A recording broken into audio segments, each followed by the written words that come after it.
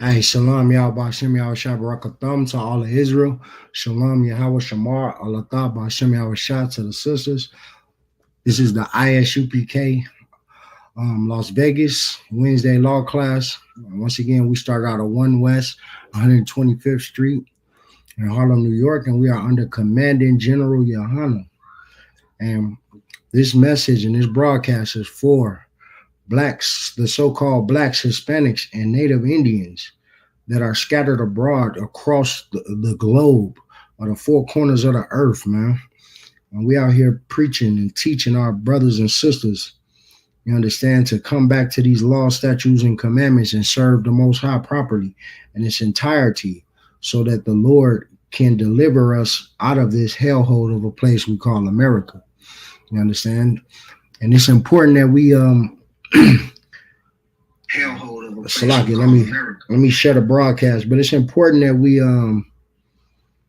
take heed and take note and pay attention in these classes, because this is our warning that we're getting. This is us coming back into form that many of the apostles and followers of Christ wanted to see this day of us coming into this form to where we're serving the Most High properly, you know what I'm saying, in our captivity. So if you could share the broadcast, please, and thank you.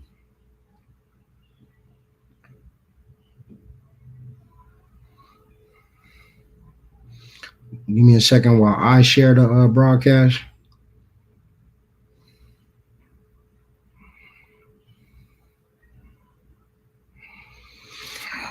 But yes, we are here to serve the Lord, man. We are in this captivity, serving out, our captivity righteously. You know what I'm saying? We're here to serve our Father in heaven. You know what I'm saying? And honor our King Christ by representing him in its entirety, represent him with good integrity. You understand? And as us as brothers and sisters in this truth, our integrity comes from this Bible. Our integrity comes from the law. And in the law, give me 1 second. And in the law is where we find our knowledge, where we find our, you know what I'm saying, our existence, where we find our culture. You understand? And these laws have existed since the beginning of time. See, the Christian church, they'll have you to believe that the laws are done away with. We're here to show you that you must still keep the law.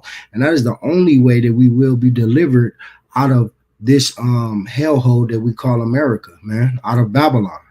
Our ticket to salvation is in our obedience to the Most High. In order for you to be obedient, you must know what's right and what's wrong. It's just like a child. A child is going to do what he wants to do until you correct your children. If you tell your children not to touch the stove, not to play with to put their toys away, then the children will know what's right from wrong, and they will repeat this as a habit. And this is something that we're trying to establish right now on the earth again. These habits of us, these habits of us. Hold on 1 second. These habits of us following the law, statutes, and commandments, and us keeping our culture, you know what I'm saying, and us being separate in our culture, you know what I'm saying, in America, separating ourselves from America.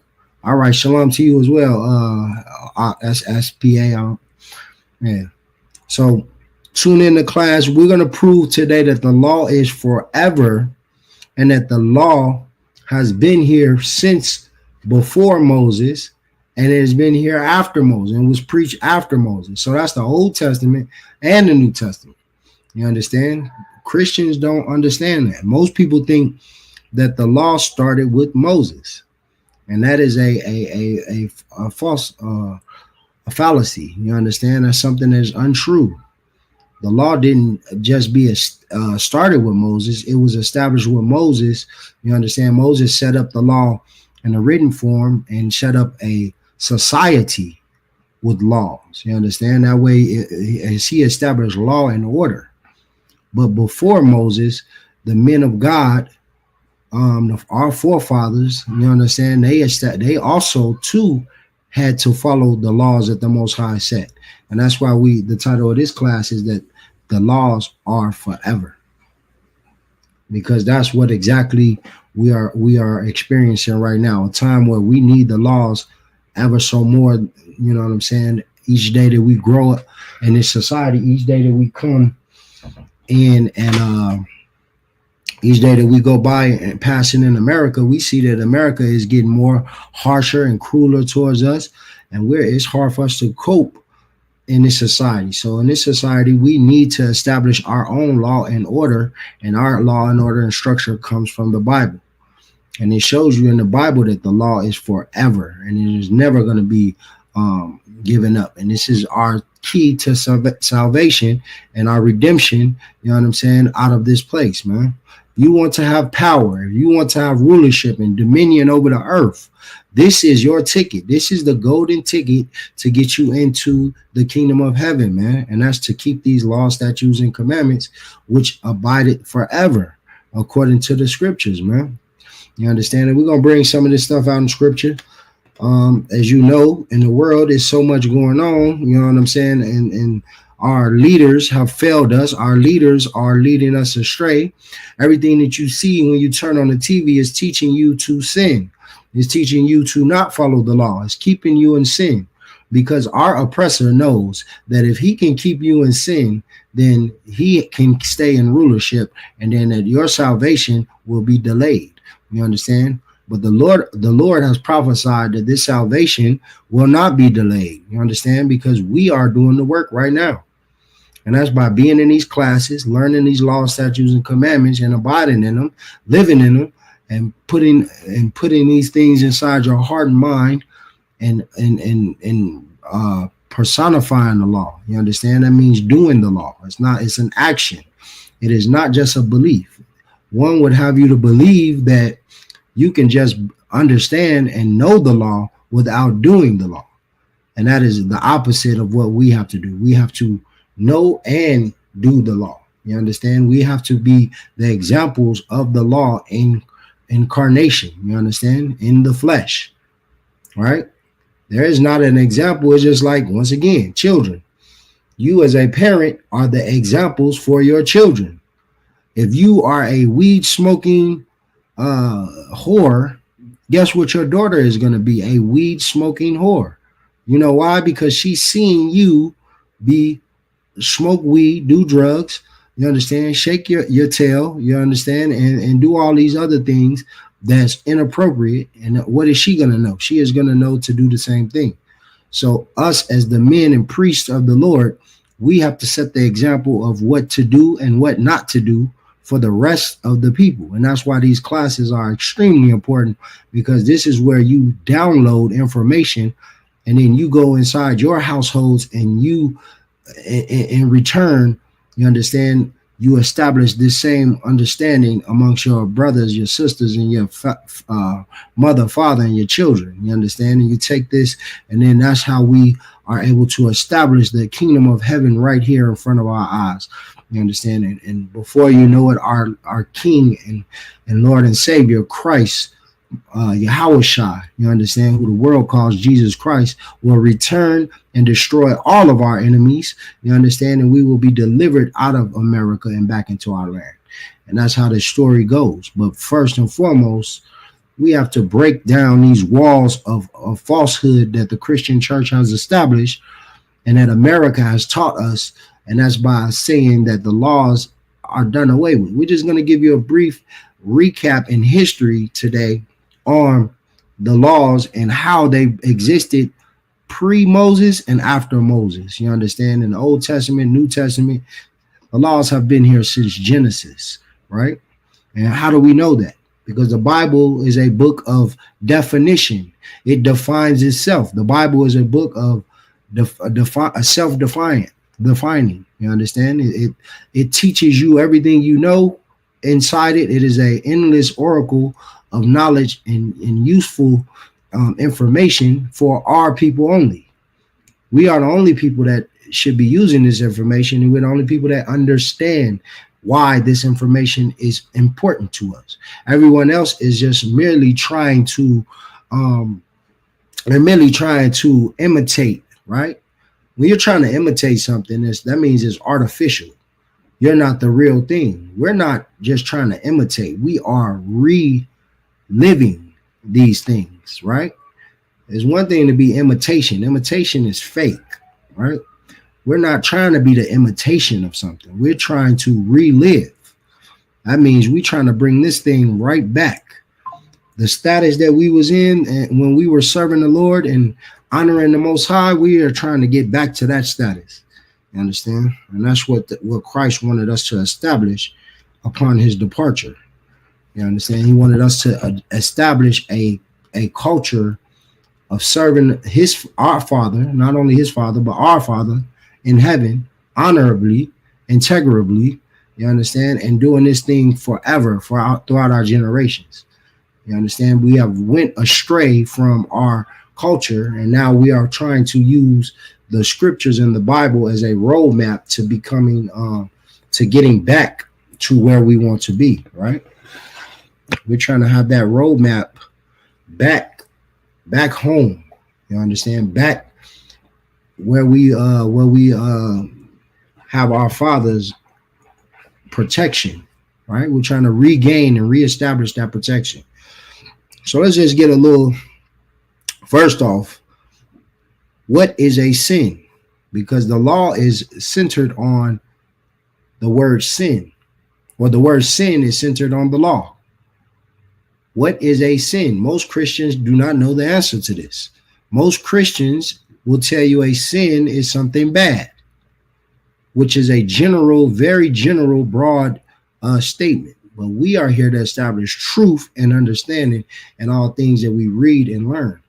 So a sin, once again, we are going to look up in our Bible what a sin is, because the Bible is a book of definition. There is nothing in the Bible that doesn't get defined, that you can't define within the scriptures themselves, right? So let's look up. We're going to go to 1 John 3 and 4.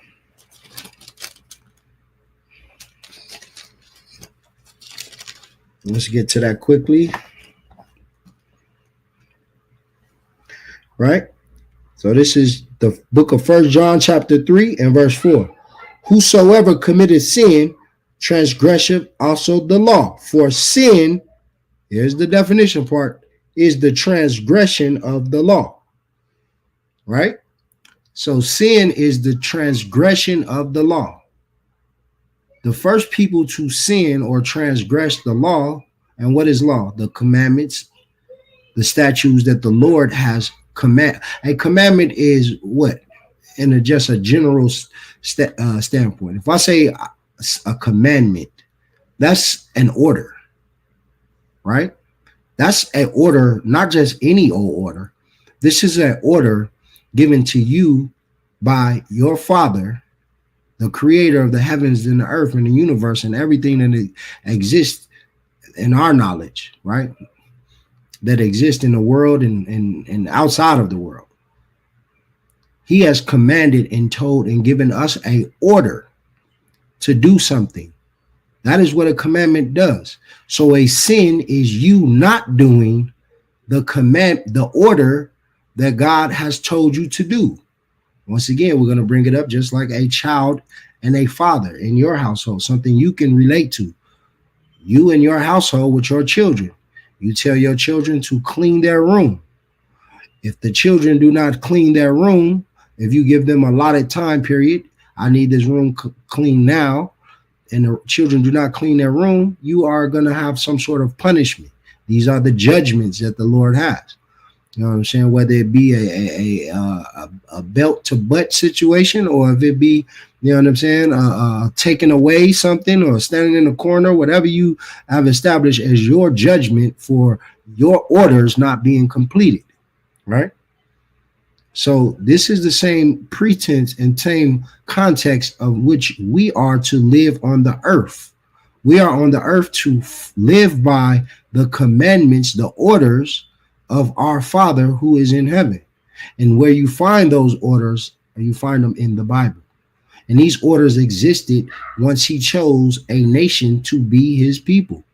And he started with Adam and his family, giving him dominion over the Garden of Eden, the land in which the Lord chose for Adam to live. And he gave Adam specific orders, which is called commandments. So you think of a commandment and a law, it's just no different than America. America has orders that you must follow, given to you by a governing body, right? An established democracy, or whatever, if you want to call it, bureaucracy. You know what I'm saying? A government, right?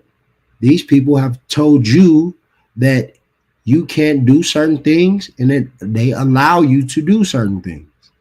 They tell you what you can and cannot do, right? And that's the same thing with our Father, who is supersedes any American government or any government on earth, for that matter. You understand? You are to follow his orders before any order.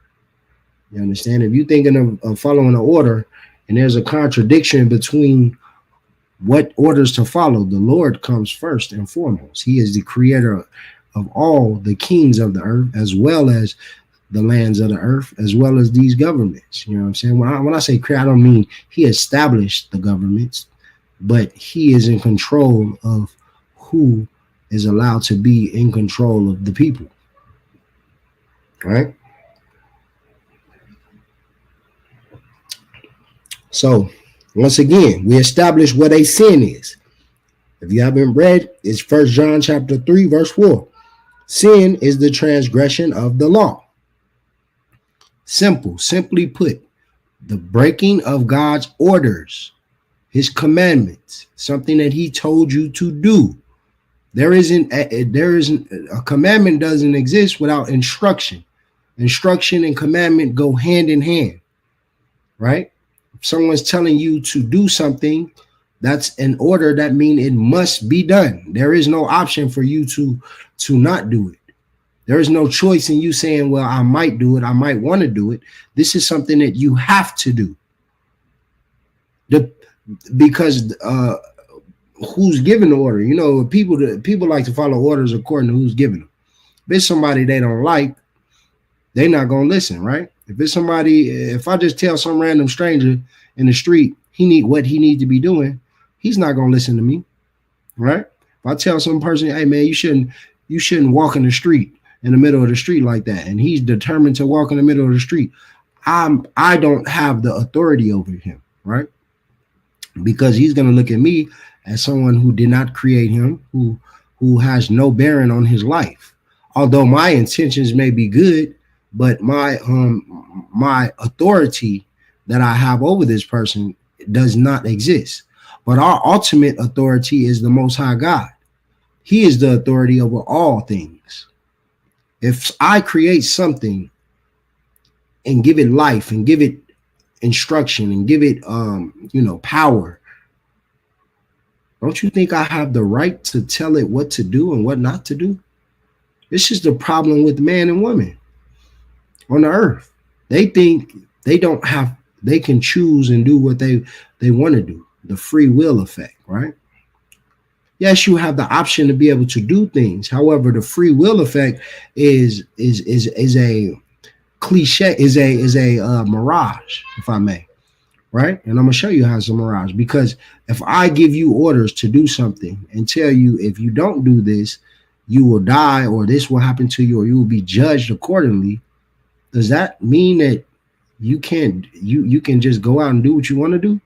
Or is that a stipulation, meaning that I'm telling you to do this under the pretense that I have authority to make decisions on if that's not done, right? I can also issue a punishment. You understand? So there is no such thing as free will, because if you're going to be punished for you exercising or going against a order, then how is that free will? Yes, you have the right to do the order or not. Yes, you can. You can have the choice to, and we'll give you an example. If the Lord said not to eat, this is something so simple, eat pork. right? And it's something simple, but people struggle with it. Told you not to eat pork. Does that mean that pork isn't going to be there? They sell it in a grocery store. Somebody's out there eating pork or says that this pork is able to be eaten. And somebody said that it's not.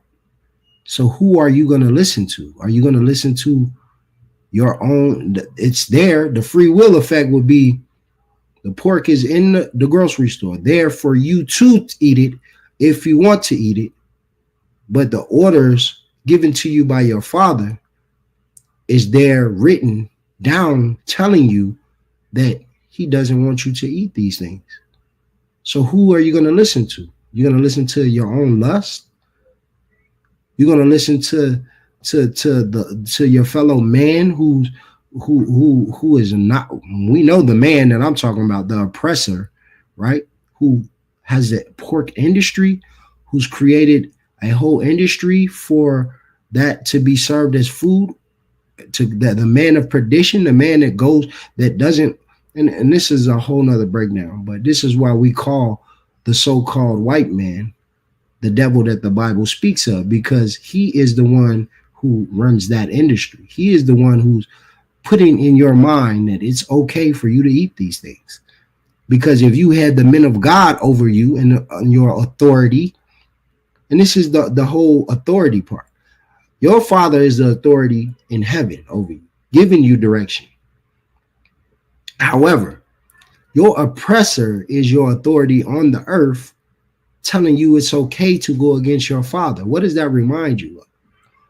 This is why you got to understand and get in class and tune in, because that is the serpent in the garden who beguiled Eve and told her that she could eat from the tree of knowledge and good and evil. All right? He told us it's okay for that to happen, for you to do that. And what did Eve do? She soaked up that culture, and she took away from her own culture and ate from that tree and lost her culture and her identity, just like you have done, eating from America's tree, right? The American tree. And now you know the evils that come with the Most High, the bad side of the Lord and the good side. More so the bad side, because you're in captivity and you're in hell. You're in these barrios and projects. You're in these slum, low-income housing areas. You understand? It's all from you being beguiled. And once again, America is the land of the serpents, the land of the people, the land of the people that want to beguile you and trick you and lure you away into temptation. All right. That's why I said you have the option to serve the Most High God in its entirety, just like our forefathers and foremothers did. Or you can serve your own lust, or you can go and activate your free will. Yahweh Bahasham Yahushua is a child molester. What? My bad. Let me ignore that. But anyway, so like I said, man, you understand? We have the options. However, if I'm given a commandment by the ultimate authority, like I said, there's two authorities in this kingdom. The authority is our oppressor who's over us, who's setting the precedence, who's giving you the culture. He's teaching you right from wrong according to their lust and their mind. And then you have the scriptures, the holy scriptures, who is the word of God, who gives you the authority, gives you his instruction, and it comes from our authority in the heavens, our Father, right? Our forefathers was ordered to follow the authority in the heavens, and this is something you should as well, right? And we're going to start with the book of Baruch, chapter 4. This is in your Apocrypha, something that you Christians don't know about, and you don't pick up this book, but we are going to open up the book ourselves. So we're going to go to Baruch, chapter 4, verse 1. Give me 1 second while I get it. The book of Baruch, chapter 4, verse 1. This is the book of the commandments of God. This is exactly what the Bible is. You understand? The Bible, not in its entirety, but mostly centered around being the book of the commandments of God.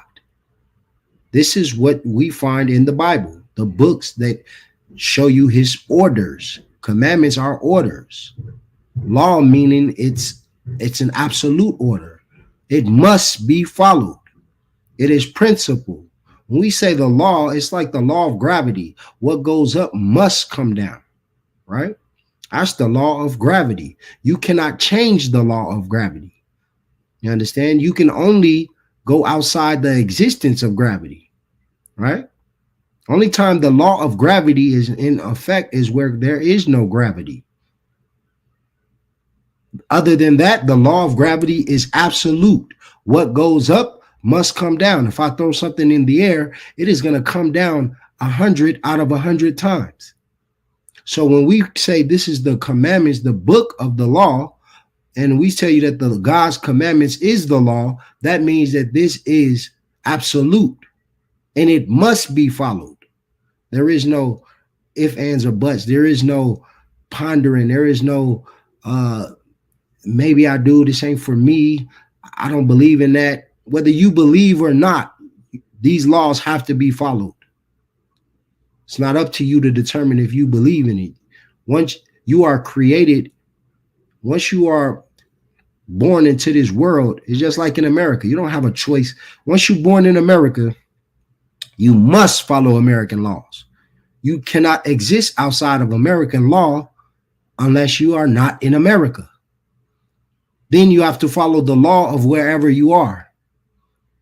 So in this world, we cannot exist outside of God's law because we were born into a scenario where our forefathers and foremothers made a covenant with the Most High to be his people, and he was to be our God, and that we would follow the law forever. You understand? Back to the book of Baruch, chapter 4, verse 1. This is the book of the commandments of God and the law that endureth forever. The law that endureth forever. The law that's going to be here forever. From the beginning, forever is from the beginning to the end. So there is no end, right? Because there won't be an end for our kingdom and our rulership. So it will endure forever, right? Forever is a long time, isn't it, right? And all they that keep it shall come to life, but such as leave it shall die. This is the parameter of how the law works. So you wonder why your family members are dying, and you wonder why babies die. You wonder why your sweet grandmammy died. You wonder why your brother and your sister died. Your friends and family lose their life on a daily is because all that leave the law shall die. This is why we see death, because you are not keeping the law, statutes, and commandments in its absoluteness, right? You are not being integrable to the Most High and to our Lord and Savior, our King Christ, Yahushua. And that's why this book is so important, because it lets you know, it gives you the correction and the instruction and the invite and the advice on how to serve and live out in this world. Baruch just said that this law is the law that endureth forever, and those that leave it shall die. Is that not what's happening right now? You're celebrating Christmas, Thanksgiving, and all these pagan holidays and dying within the next month or two. You're eating all the pork that the American government will allow. You're putting bacon on everything. And aren't you dying in these hospitals of disease, cancer, right? They got a million different cancers that you're coming up with. You eat because you're eating what you want to eat. You're not following the laws. You're out here laying with any and everything, catching these sexual transmitted diseases, tearing up your wound as a woman, as a man, tearing up your prostate or whatever, comes with that, because you're not keeping the law. And like we said in the book of Baruch, this is the book of the commandments of God and the law that endureth forever. And all they that keep it shall come to life. Right? All they that, this is written by the Lord. This is absolute. You understand that? This is no if and just no maybe this is right. Maybe you interpret it. This ain't none of that. This is absoluteness. It's just like the law of gravity. What goes up must come down. You throw something in the air right now, it ain't getting stuck up there. It's going to come down. That is 100 times out of 100. 1,000,000 times out of 1,000,000. There ain't no breaking. There's no error in the law of gravity. And in this law, when the Lord has sent his priests and prophets to give you the words of God and give you the understanding, the oracles of life, he's telling you that the law endureth forever, and all they that keep it shall come to life. So if you're looking at your situation, then you want to make your situation a better situation. You want to get out of the troubles that's following you everywhere you go. You can't get right in your relationships. You can't get right with your family. You don't know how to treat people. You don't know how to talk to people. You don't know how to handle the problems that you're facing on the daily. Then maybe you should keep these laws so that you can come to life. Maybe you should be around brothers and sisters who are keeping the law so they can show you, just like a good parent would show a child, how to live and give them the proper instruction and guidance on how to survive, right? But such as leave it shall die. This is a warning to you. You leave the laws and you shall die. This is simple, ladies and gentlemen, brothers and sisters. This is not rocket science. The law of gravity is much more difficult to understand than this. There's places where gravity don't exist. You go swim in the ocean, you gonna float all the way to the top of that water. You're gonna float in that water. You're going out of space. Gravity don't exist. But right here on Earth, on land, these things exist, man. And that's the same as this law, right? So we're gonna drop that. We established what sin is, the transgression, the breaking of the law. We're going to just show you a couple things. We're going to show you a couple scriptures, right, that substantiates that the law is forever. We'll go to the book of Psalms 119 and 60. Let's get the book of Psalms, man, and read the important things that the Lord has established for us. All right, it says Psalms 119. In a second. All right. And 160.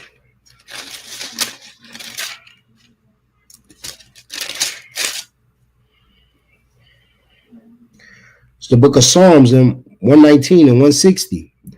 Thy word is true from the beginning. This is speaking on the Lord. His words were true from the beginning. What is the beginning in the Bible?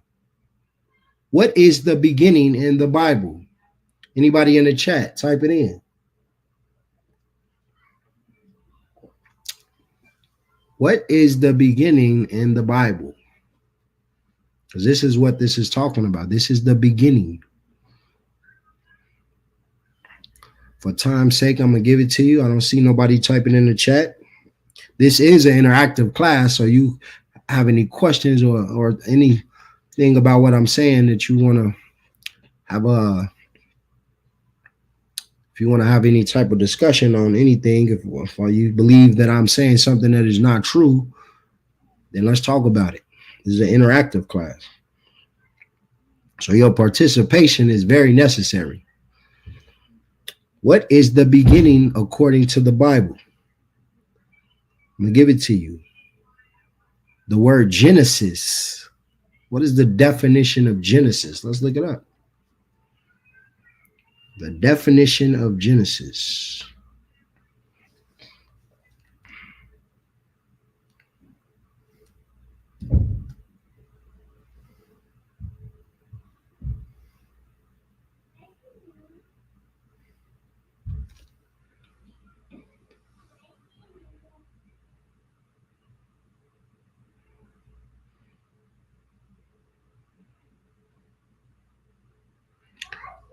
Genesis means an origin, creation, or beginning. So when we read this, thy word is true from the beginning, is speaking, thy word is true since from Genesis, the beginning, the creation of mankind, the creation of the world, the universe, the stars, the heavens, the earth. The Lord's words were true, right? And every one of thy righteous judgments endureth forever. Thy righteous judgments endureth forever. You can't have judgment without law and order, without commandment. These judgments endureth forever because these judgments are centered upon your cooperation and your understanding and participation in keeping the law, statutes, and commandments. Because there's a judgment for you not keeping the law, statutes, and commandments. There is a penalty that comes with you. We read it in Baruch. You step outside this scope of the law, statutes, and commandments, then you're dying, and we're seeing it. That's why we're here to save our brothers and sisters, man. The so-called blacks, Hispanics, and Native Americans who make up the 12 tribes of Israel, who are the chosen people of the Most High God, the only people that the Lord has chosen to live and endure and given judgment and law to. These laws are only for the children of Israel. And we're going to show you that. We're also going to go to Psalms 119 and 1. 1 second.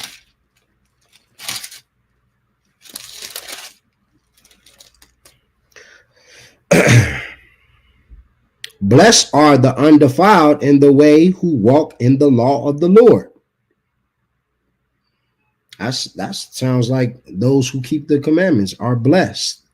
Who walk in the law of the Lord. This is the purpose of the law. This is in Psalms. We want to be blessed. The Lord has blessed those that keep those commandments. That's a good thing.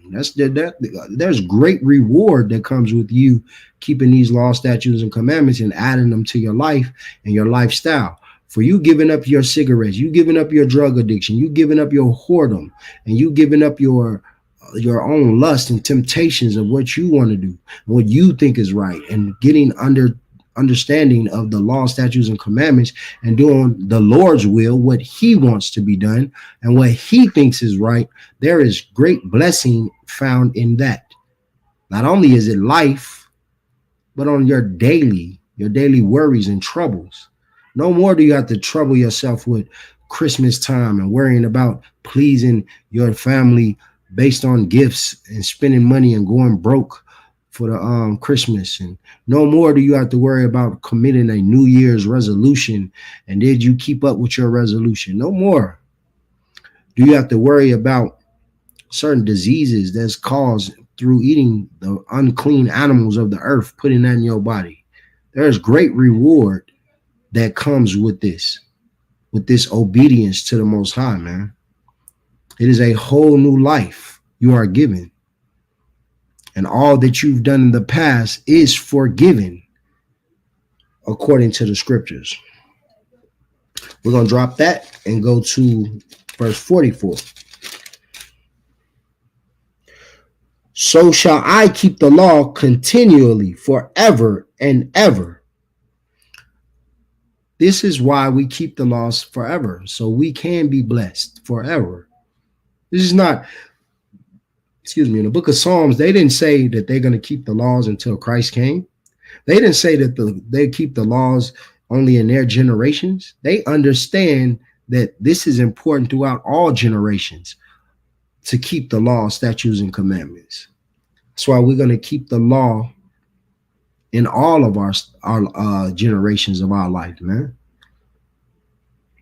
Well, that's another topic to get into, regeneration. When you die, you come back through your lineage, through your children. Right? So that's why they understand. So shall I keep the law continually forever and ever. That's forever is a very long time. Forever doesn't end. It's an endless time period. There's no end date to forever.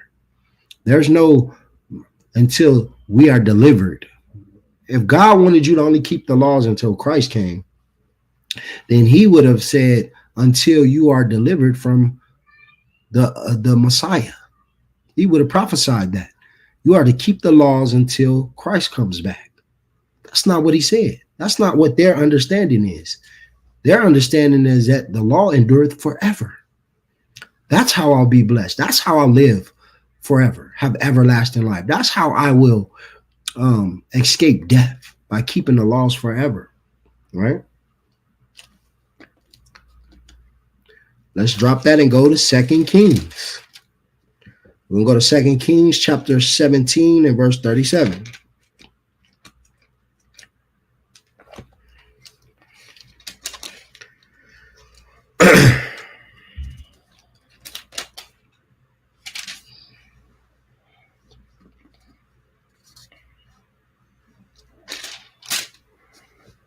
This is the book of 2 Kings, chapter 17, verse 37.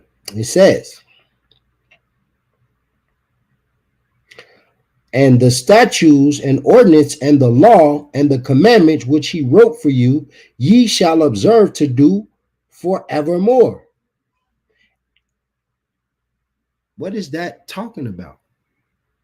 The statutes and the ordinances and the law and the commandment which he wrote for you, ye shall observe to do forevermore. Not until you get into 2024 or into this generation, the new millennium, the 19th century, whatever, 20th century, my bad, do you have to not keep the commandments. It's everything that we're reading is talking about forevermore. The law is forever, forevermore. You have to do these things forever, right? This is not something that you have an option to do. This is something that must, and is absolute in its entirety, must be done.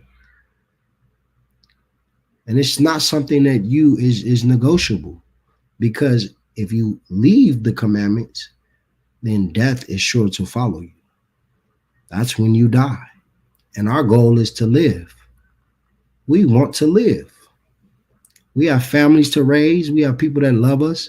We have a duty to do on this earth to be integrable people, not for as an American citizen, but as an Israelite, as a chosen person, man or woman or child of the Most High, and represent the Most High, our God, in truth and absoluteness.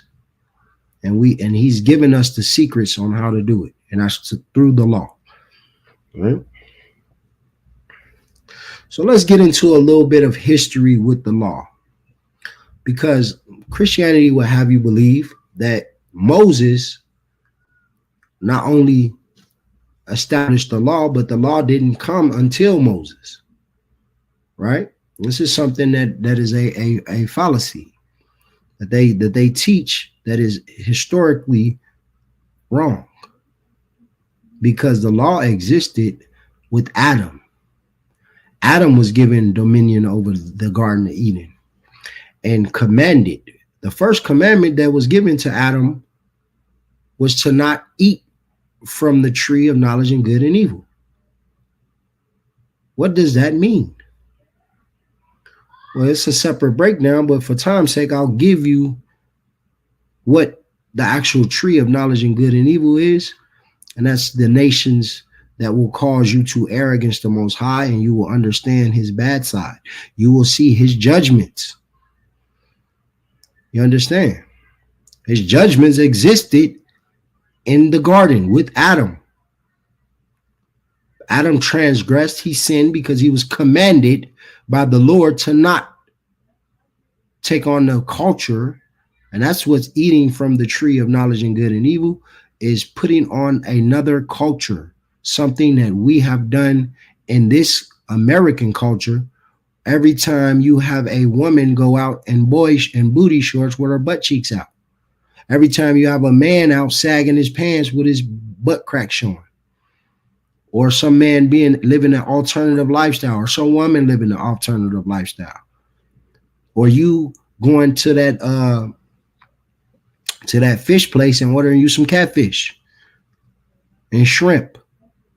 You going to that seafood boil and getting that crab and soft shell crab and all the different type of variations of crab, abominations that the Lord don't want you to eat, along with that pork sausage you put in there, right? With you marrying a woman from another nation, your love as a man for that so-called white woman, that Asian woman, that African woman, that Arab woman, and vice versa for the sisters, for that white man, Asian, African, and Arab. These are the things that the Lord ordered us not to do. And this is why the commandments are important.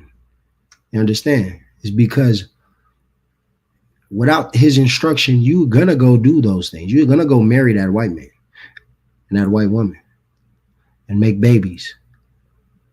And you'll be, and the Lord will have to destroy your lineage because you've brought in a unclean, unpure, tampered with bloodline into your royal lineage, because you are royalty.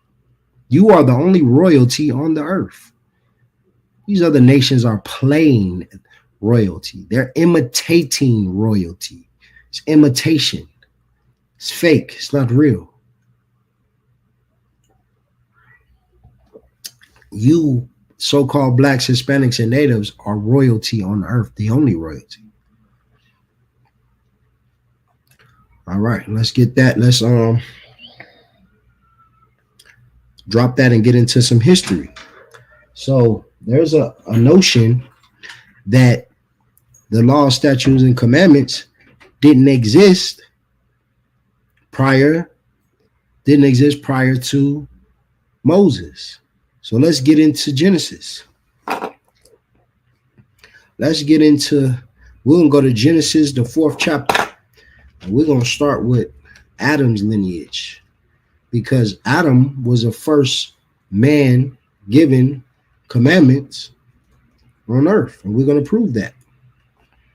And we're going to dispel some things that people don't, some things that people don't understand about the Bible and these scriptures. So this is the book of Genesis, chapter 4, and we're going to go start at verse 3. Actually, you know what? We'll start at verse 1 so we can get the context of this, right? And Adam knew Eve, his wife. And when we see that in the Bible, when we say knew a woman, that's old Quaker English for basically laying down, sleeping with her, marrying her, right? Getting her impregnated. All of these things that come along with sex, right? And Adam knew Eve, his wife, and she conceived and bare Cain and said, I have gotten a man from the Lord, right?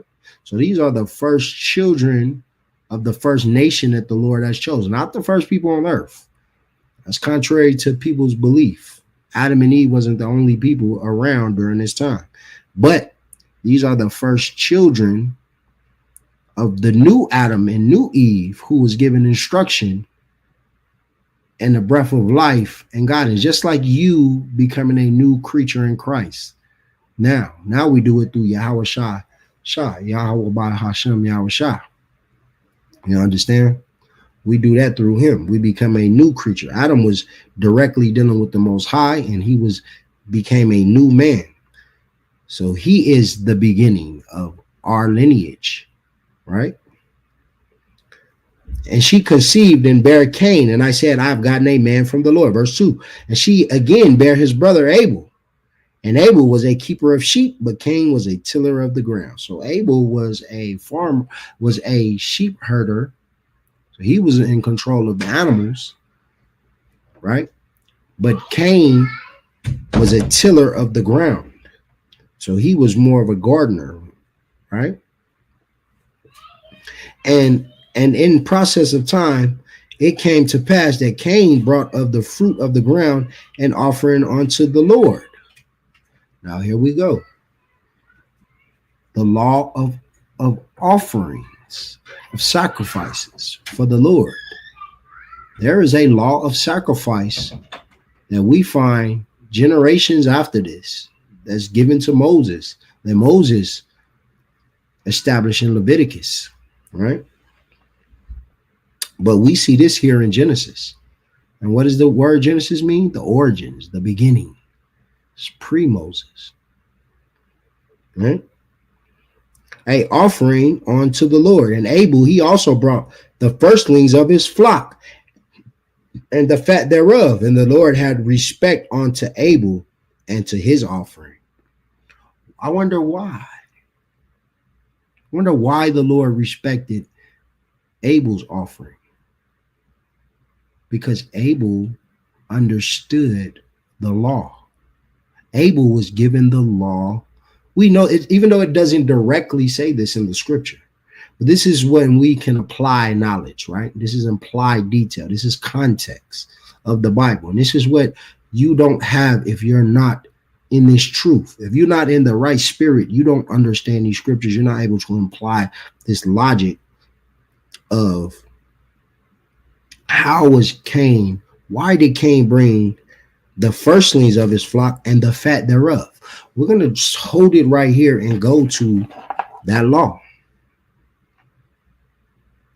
We're going to go to Leviticus 1:1. All right. Let's go to the book of the law. This is the law that Moses established, right? This is the book of Leviticus, chapter 1, verse 1. And the Lord called unto Moses, and he spake unto him out of the tabernacle of the congregation, saying, speak unto the children of Israel. Speak unto everyone. No, this is not for everyone. This was not given to everyone then, and it's not given to everyone during this time period. Just like it's not given to everyone now. The law, statutes, and commandments is only for blacks, Hispanics, and natives. We're the only one that knows these oracles and understand these oracles and should be executing these oracles of God, these statutes and commandments, following these instructions, right? Because we are the children of Israel that the Bible's speaking of. We are the further generation. We are the seed of those people. We are the offspring. Those are our foremothers and forefathers. Speak unto the children of Israel, and say unto them, if any man you bring an offering unto the Lord, ye shall bring your offerings of the cattle, even of the herd and of the flock. Verse 3, and in his offering be a burnt sacrifice of the herd. Let him offer a male without blemish. He shall offer it of his own voluntary will at the door of the tabernacle of the Lord. At the door of the tabernacle of the congregation before the Lord. Right? What are we reading right now? And Abel also brought the firstlings of his flock and the fat thereof. The fat thereof meaning it's a unblemished. It's the fat. It's the good animal. It's the fat animal. It's the animal that you would like to keep for yourself, that you could feed, and that lamb, and you're gonna cook lamb for months. You're gonna be eating lamb for weeks off that fat lamb. It's nice and healthy and beautiful, man. I could just taste that lamb that Abel bought. So I'm so like it. Maybe I'm just hungry. But it was the fat thereof. You understand? For the Lord. But let's go to verse 5. But unto Cain and to his offering he had no respect, and Cain was very wroth, and his countenance fell. Once again, it's not about, we're not getting into the story to go into the story between how Cain and Abel were one pleased the Lord and one didn't. This story is to show you how Abel knew to bring. Cain also knew, but Cain chose not to. Cain was supposed to give the Lord what the law required. The law didn't say bring you any vegetables. The law says offering of the cattle, even of the herd and of the flock. He could have bought a bird, a dove. You understand? Let's. Where else is the law of sacrifice? Let me see. Yeah, he could have brought. He could have brought. You understand, anything other than what he brought. That's because Cain had the animals. You know what I'm saying? Cain knew to be a to understand to be bring the fatness of his salaki of his offering, right? Let me get back to Genesis where we were reading. In 1 second.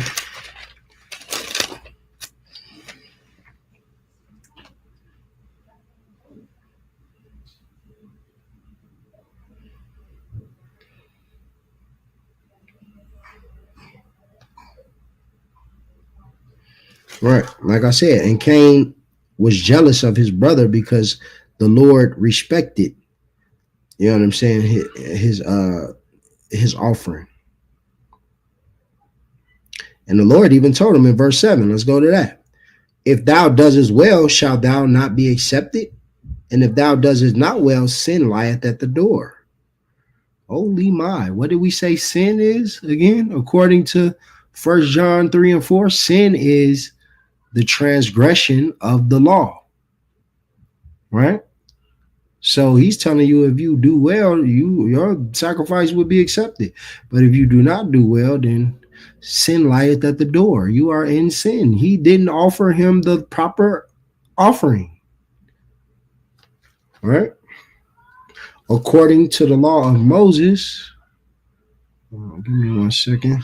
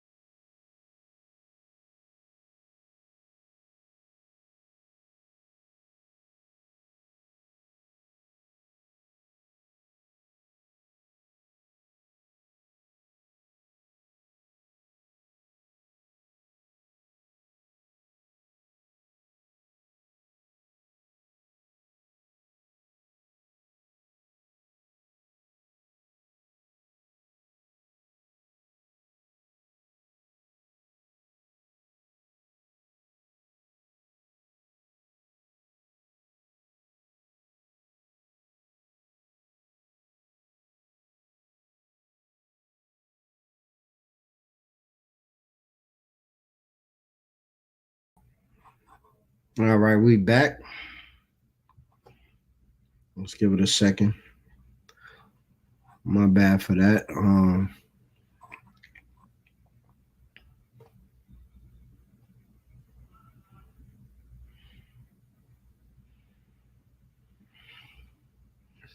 We should be back now.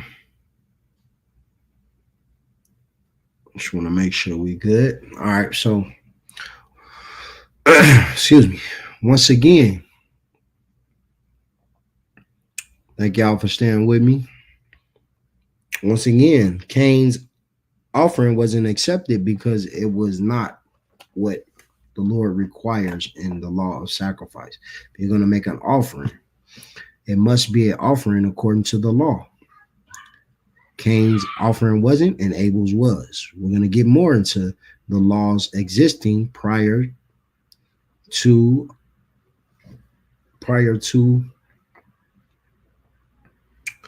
Moses. We're going to stay in Genesis and go into the 9th chapter and verse 11.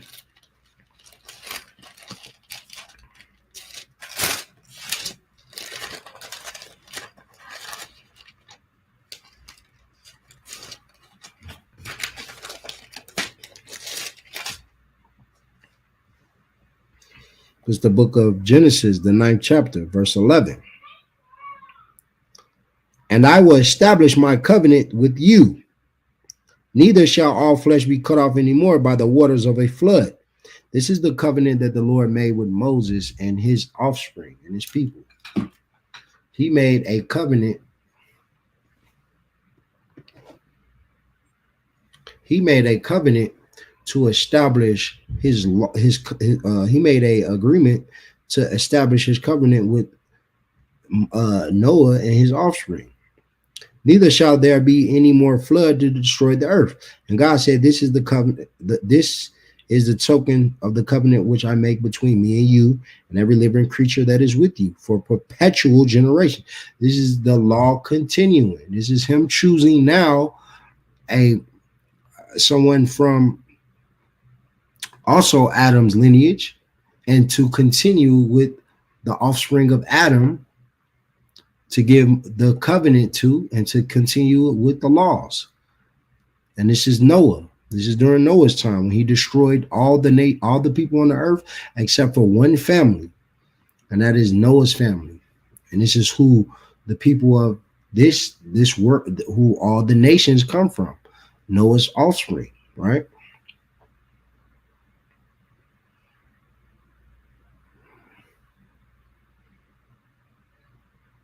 And it talks about he set the bow in the cloud as a token of the covenant between me and the earth.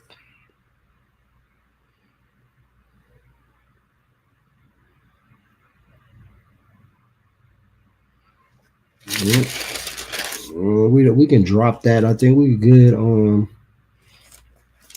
Well, we can talk about what the rainbow. So every time you see a rainbow outside, so this is how you know the Bible is real. Every time you see a rainbow after it floods, after it rains, right? After it rains, you see a rainbow. For the Lord established, he established his covenant with Noah. You know what I'm saying? He established that covenant that showed that the Lord was gonna, keep his promise that he made with Noah. We can read it right here. It says, although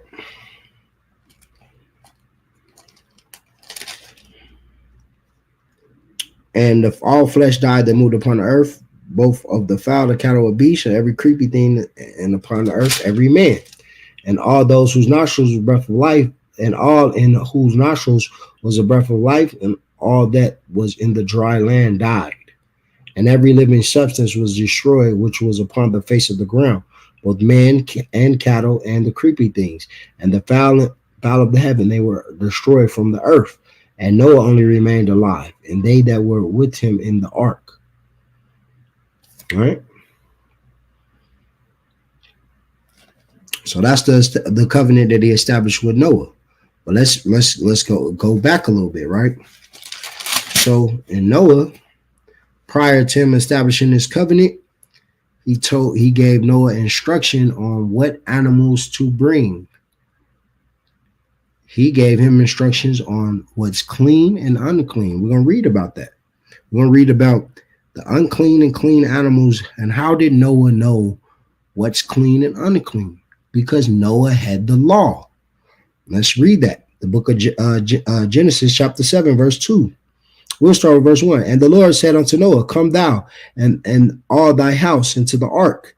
And for thee I have seen righteous before me in this generation. So Noah was the righteous one of his generation. Only one. And of every clean beast thou shalt take to thee by sevens, the male and his female. Every clean beast. Where do we get the clean beast from? That sounds familiar. Let's go to the book of Leviticus, chapter 11, and we're going to start at verse 2. This is the law of Moses. This is showing you the similarities between the unclean beast in Moses and the unclean beast of what the Lord commanded, right? And the Lord spake unto Moses and to Aaron, saying unto them, this is the book of Leviticus, chapter 11, verse 1. And the Lord spake unto Moses and to Aaron, saying unto them, speak unto the children of Israel, saying, these are the beasts which ye shall eat among all the earth. The beasts that are on the earth, whatso pertaining to the hoof or cloven and cheweth the cud among the beasts, ye shall eat. Nevertheless, these ye shall not eat, them that chew the cud or them that divide the hoof, as the camel, because it cheweth the cud, but denieth not the hoof. He is unclean unto you. And the coney, because he chewed the cud, but not denied the hoof. He is unclean unto you. So we're seeing a similarity. And of every clean beast thou shalt take thee by seven, the male and his female. And of every beast that are not clean by two, the male and his female. Do you understand that? Every beast that is clean and every beast that is unclean. So there's a difference between an animal that's clean unto us and an animal that's unclean established in the day of Noah in his generation. How does Noah know this? If the law didn't exist prior to Moses, because the same law of Moses telling you what animals are unclean and what animals are clean is the same law that the Most High, when he says unclean, he's saying that's good for you to eat. If it's unclean to you, it's not an animal you can eat. So for you bacon lovers, pork is unclean. For you shrimp lovers, shrimp is unclean. For you crab lovers, crab is unclean. Lobster, all of the oysters, they're unclean to you. Moses knew this, and also did Noah. Noah knew this. These animals are considered unclean.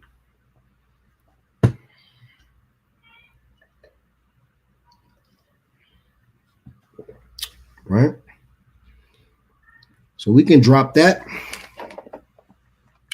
And we can go into another generation. Let's go into Abraham. This is an offspring of Noah, right? Abraham understood that the law existed. He understood the law of tithes and the law of sacrifice as well. Let's go to Genesis 15 and 9. We'll go to the book of Genesis 15 and 9.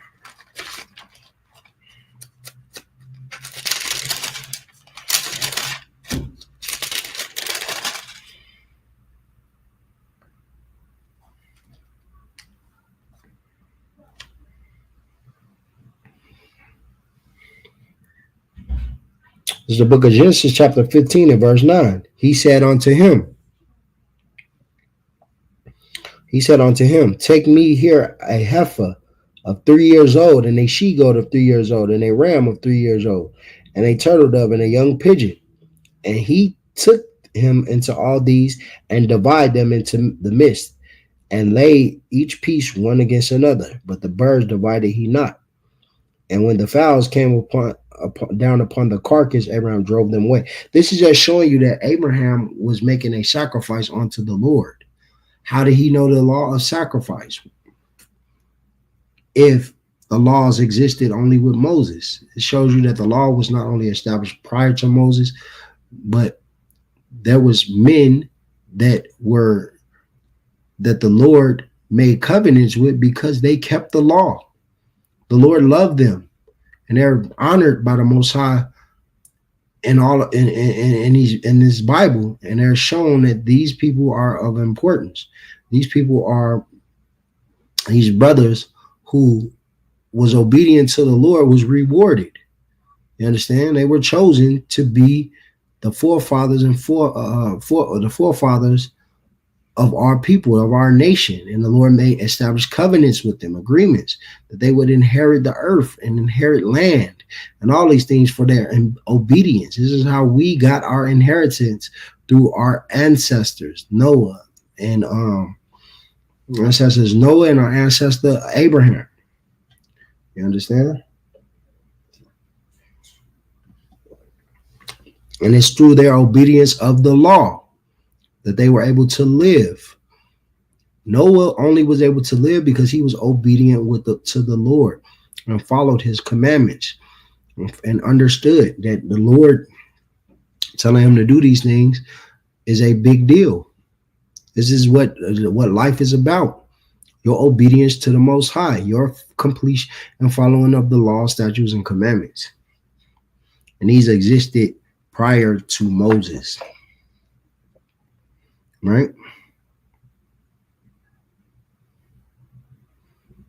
We also going to show you that tithes existed, right? There's also a commandment, right? We're going to go into Genesis 14.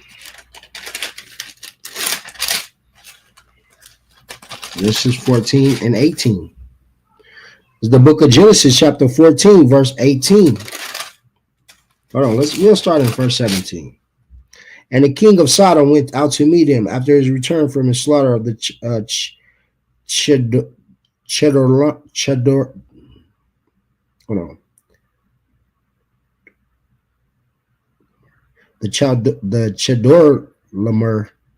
and of the kings that were with him, the valley of Shaveh,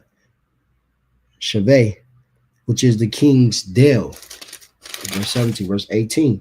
And Melchizedek, the king of Salem, brought forth bread and wine, and he was the priest of the Most High God. Right? This is showing you that the priesthood existed before the Levites. Right? Because in the book of Leviticus, the Levites are the priests, but there was a priesthood prior to the Levites. Right? And he blessed him and said, "Blessed be Abraham of the Most High God, possessor of the heaven and earth. And blessed be the most," in verse 20, "blessed be the Most High God, which have delivered thy enemies into thy hand." And he gave him tithes of all.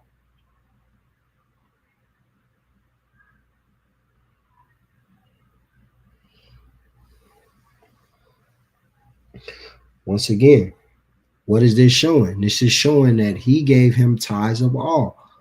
What does that mean? The spoils that Abraham had, the Lord that Abraham had won from completing his victory, he gave tithes to Melchizedek.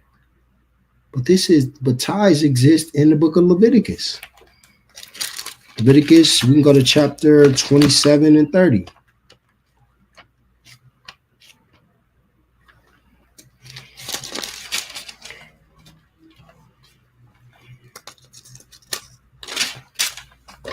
Right?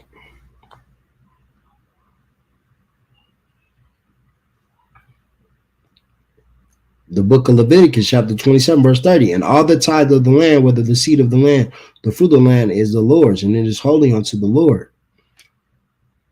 Right?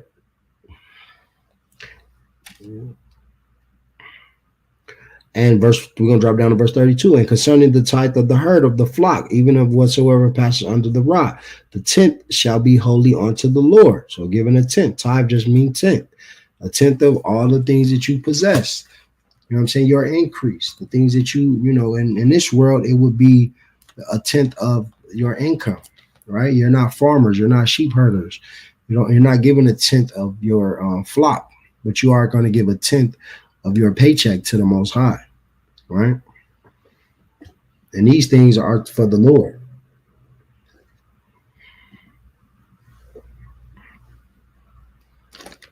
Also, we can go to the book of Deuteronomy, where it also talks about giving a tenth, right?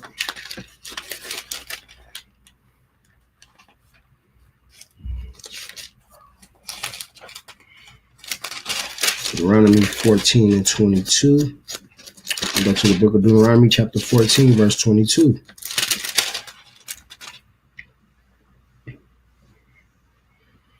Thou shalt truly tithe all the increase of thy seed, that the field bringeth forth by year.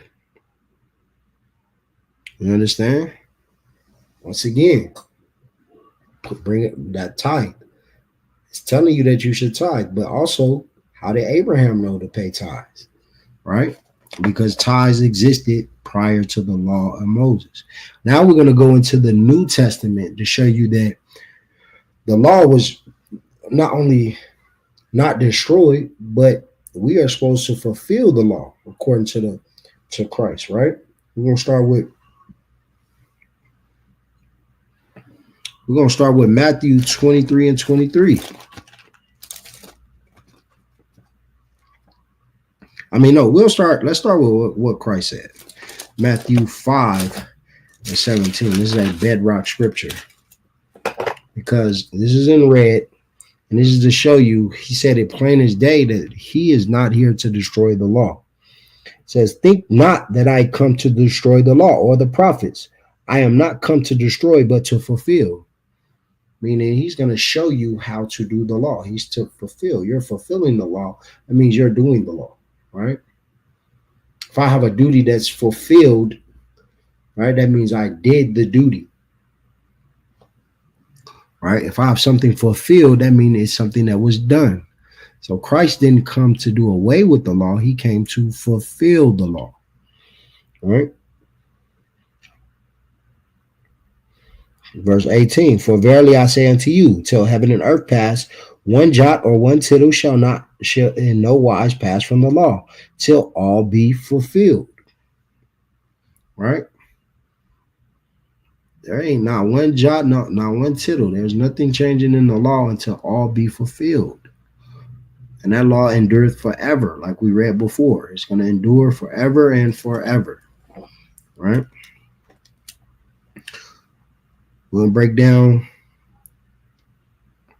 We're going to show you Christ also kept the Feast of Dedication, which we can find in Leviticus. Right? Then we got to keep this feast.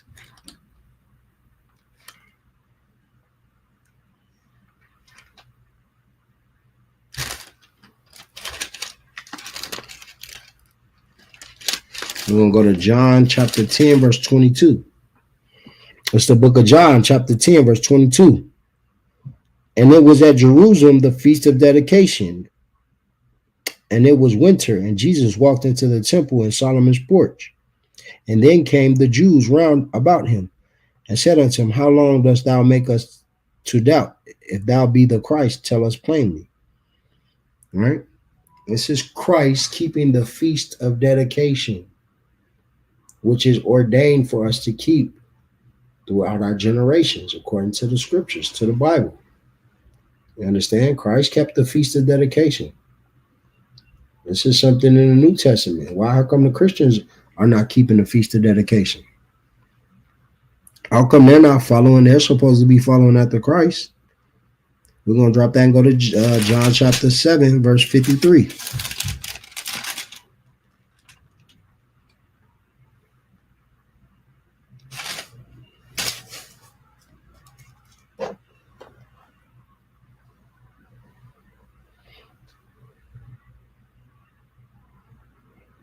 Actually, let's go to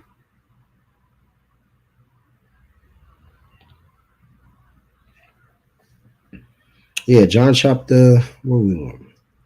John 7 and 53. No, not.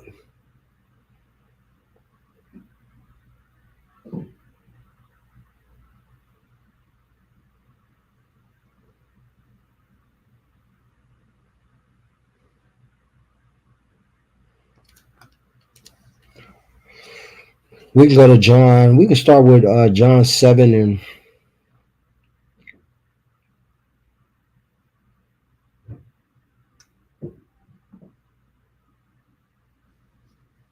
let me see.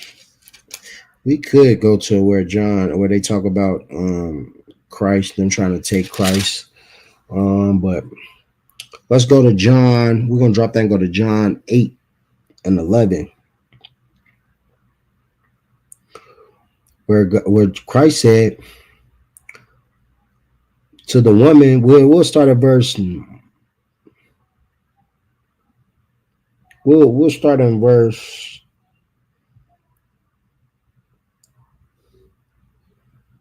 4, John 8 and 4. They say unto him, Master, this woman was taken in adultery in the very act. Now Moses, verse 5, now Moses in the law commanded us that such should be stoned. But what sayest thou? So these are the Pharisees trying to tempt Christ with the law, because Christ understood the law still existed.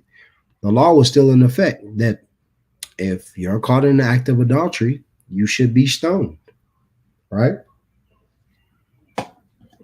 So let's see if Christ said that the law was done, that you didn't have to honor Moses' law. Because they're trying to tell you that they knew that if they can catch Christ up going against the law of Moses, that he could be crucified for that.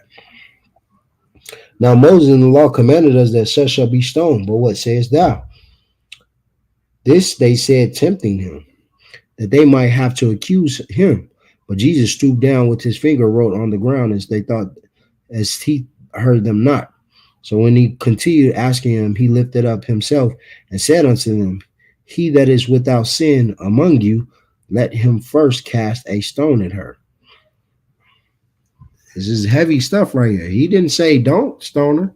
He just said if you don't got sin in you, if you're not sinning, if you're not breaking the law yourself, because the law still existed, then you can cast the first stone at her. We'll drop down to verse 10. When Jesus lifted up himself and saw that none but the woman, said unto the woman, where are those thine accusers? Have no man condemned thee? She said, no man, Lord. And Jesus said unto her, neither do I condemn thee. Go and sin no more. And he didn't say the law is done away with. He said, sin no more. Break the law no more. Transgress the law not anymore. Right?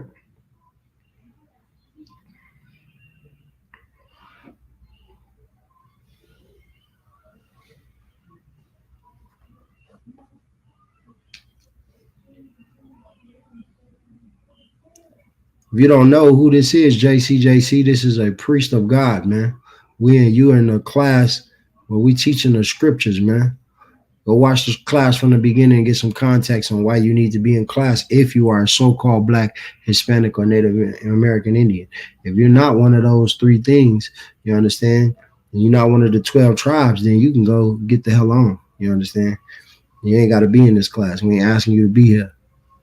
All right? But if you are, then go ahead and tune in. Let's get it. Once again, I'm showing you that Christ and the laws were established and continued in the New Testament. There is no drop off from the Old Testament to the New Testament and the keeping of the law. The law must be kept no matter what. All right. Let's get to Paul. Paul also taught to keep the law. All right. Let's get it. Romans 3, and we're going to go to 28. We're going to go to Romans 3 and 28.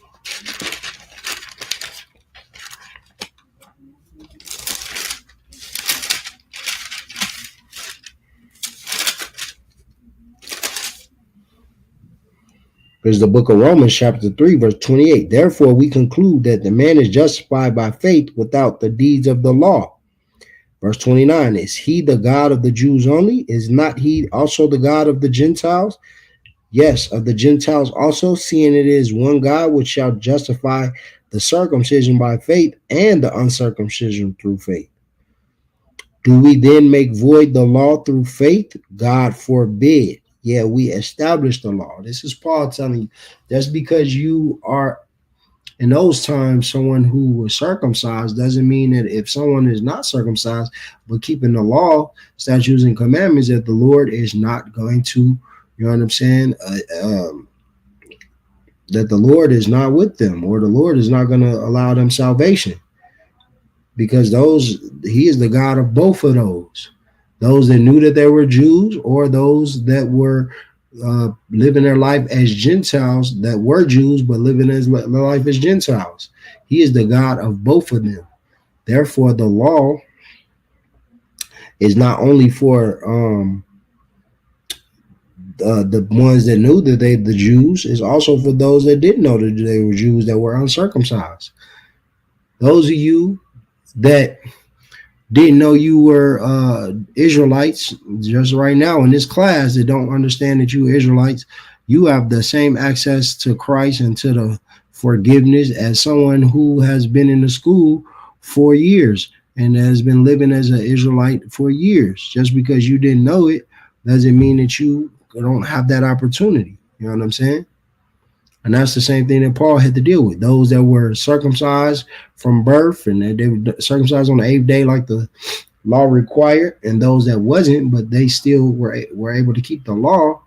And once they learned, you know what I'm saying, what to do and right, they shall be accepted as well. That's why you are being accepted. And I was accepted because I didn't know these things from my birth.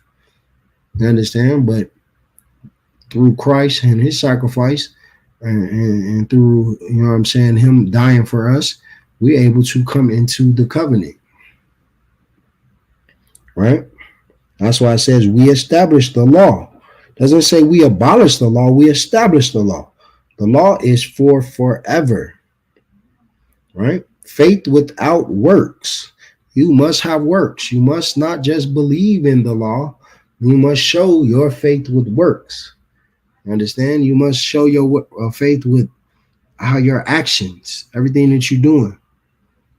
Because faith without works is dead, according to the book of James. All right? Go to Romans 7:7.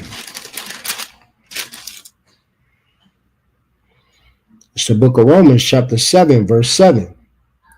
What shall we say then? Is it law of sin? God forbid. Nay, I had not known sin, but by the law. For I had not known lust, except the law had said, thou shalt not covet.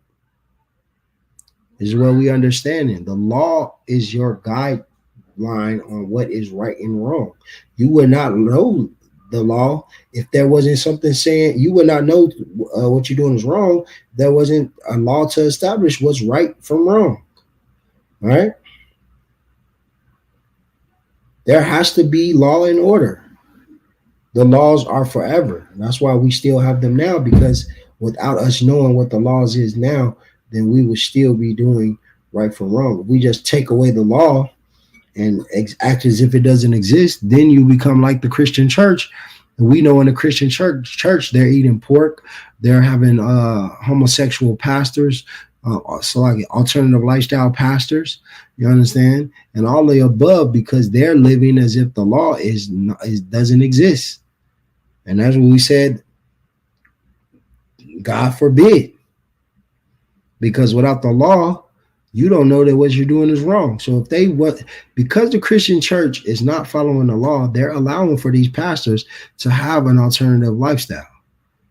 And that's slowly being brought to the forefront. Before they would do it behind the scenes. Now it's being brought to the forefront.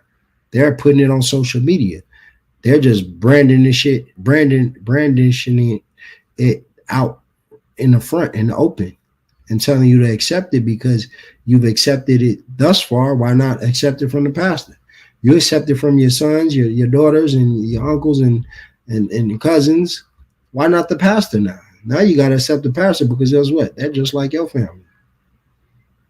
But if you have the law, you're able to see that what the pastor, what your family has been doing is wrong. Anyone that's living that lifestyle is living, a horrible lifestyle, is living a sinful lifestyle according to the scriptures, are living in sin. You understand? So what you living in sin, therefore you understand this is the reason why people are dying in the streets, because we are living a sinful lifestyle. We're living in sin and transgression of law. And like we said in Baruch, those who go away from the commandments, they shall die. And those that find the commandments shall live. Right? We can keep going. Wherefore the law, where was we at? We in Romans. So this is heavy, what Paul is breaking down. We're gonna read it again. What shall we say then? Is the law sin? God forbid. No, the law ain't sin. It's not bad, right? The law is not sin. God forbid. Nay, I had not known sin, but by the law. What we just brought out. These Christian pastors are trying to change the law by you saying that the law don't exist. Now you don't know sin. Now you think sin is just what makes you feel bad. So if you feel like sleeping with man makes you feel good, then to you that's not a sin, right? Because you don't know the law. If you take away the laws, statutes, and commandments, then you don't have the structure, right? The structure and the infrastructure is gone. For I had not known lust except the law had said, but thou shalt not covet. But sin, taking occasion by the commandment, wrote in me all manner of concupiscence. For without the law, sin was dead. Right? What does that mean? For without the law, sin was dead. For I was alive without the law once, but when the commandment came, sin revived, and I died. What does that mean? Christians will have you believe that the law is bad, that without the law, you living in sin. I mean, with the laws, you living in sin, but this is not what it's talking about. It's telling you that without the law, like if you living without the law right now, we don't have the laws of sacrifice, but we still don't sin. Those of you that's in the school, you don't have the law of the Levitical priesthood coming to, execute judgment. You know what I'm saying? And you going before the judges for your matters. You don't sin because you choose the Lord and you love the Lord. The law was written in your inward parts like the Lord said he would do. Right? For I was alive without the law once, but when the commandment came, sin revived, and I died. And the commandment which was ordained to life, I found to be unto death. For sin, taking occasion by the commandment, deceived me, and by it slew me. Speaking on how people would sin because they knew they could make a sacrifice to get for repentance. So if you sinning and you had your little your cattle or whatever offering off to the Lord ready to go, and you were forgiven for that because you made that sacrifice depending on the sin, right? So sin it didn't stop you from sinning, is what he's trying to say. The law of sacrifice didn't stop you from sinning. Sin was revived, right? Or if you did something, you was put to death. Was then that which is good made death unto me? God forbid, but sin, that it might appear sin, working death in me by that which is good, that sin by the commandment might become exceeding sinful. For we know that the law is spiritual, but I'm carnal, sold under sin. For that which I do allow not, for what I would, that do I not, but what I hate, that I do. You understand? This is what we live every day. You understand? He's saying that the law is spiritual, meaning it's something that is in you. It's something that you are choosing to do, right? It's something that's on your spirit. You either have the spirit that wants to do the right thing or spirit that wants to do the wrong thing. And that's what makes your flesh, makes these things come about carnally, right? Because if you can control your spirit and control your ambitions, your lust, your thoughts, then your actions can be controlled, because you won't think to do something wrong because you won't act on it, on your thoughts, right? If you think lawful thoughts, then your actions are going to be lawful. But if you're thinking sinful thoughts, then your actions are going to be sinful, right? That's what he means by it being spiritual. When something is spiritual, that is just, noting that it's not it's not something physical. It's something that you're doing mentally. It's who you are. It's what makes up your spirit. You know what I'm saying? It's in you. It's in your mind. It's you process the way you process things. You know, your countenance, your demeanor. Right? We're gonna drop that. It's gonna be the last scripture we're gonna bring. Go to Jeremiah 31 and 31. Because we were promised, right? We were promised that we were going to inherit the kingdom and that we would live forever. And this is showing you that the laws is forever because we are forever. Going to be forever. Book of Jeremiah, chapter 31, and we're going to go on verse 31.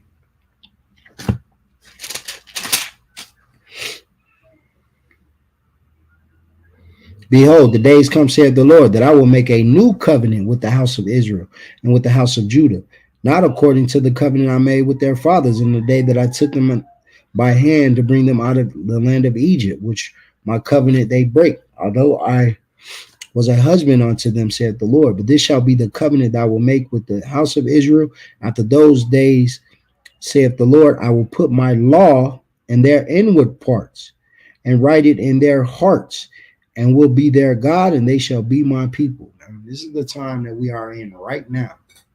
We are under this covenant right now, where the law is in our inward parts, meaning it's in our mind, it's spiritual, is what Paul was just talking about. The law being spiritual, because the first covenant, we had the law physical, it's carnal. You did things, you made a physical sacrifice. Now, your sacrifice is not doing these things in the first place. Your sacrifice is knowing that the Lord has a promise for you and that the kingdom is near and that you are choosing to not sin. You are choosing to walk away from pork, shrimp, crab, lobster. You are choosing to walk away from having sex with other nations. You are choosing to walk away from celebrating Christmas because your love for the Lord. He made us this way in this generation of where we don't have that temptation of that sacrificial lamb. Christ was that sacrificial lamb. So we're not farmers or sheep herders where we're gonna offer up a lamb or a dove or something for our sins. What we're doing is we're putting our life on the line by not sinning. You understand? We're not by not sinning, but we understand that sin could cost us our life. So by us not sinning, we are trying to prolong our life, right? We understanding that the Lord's commandments are put in our hearts, right?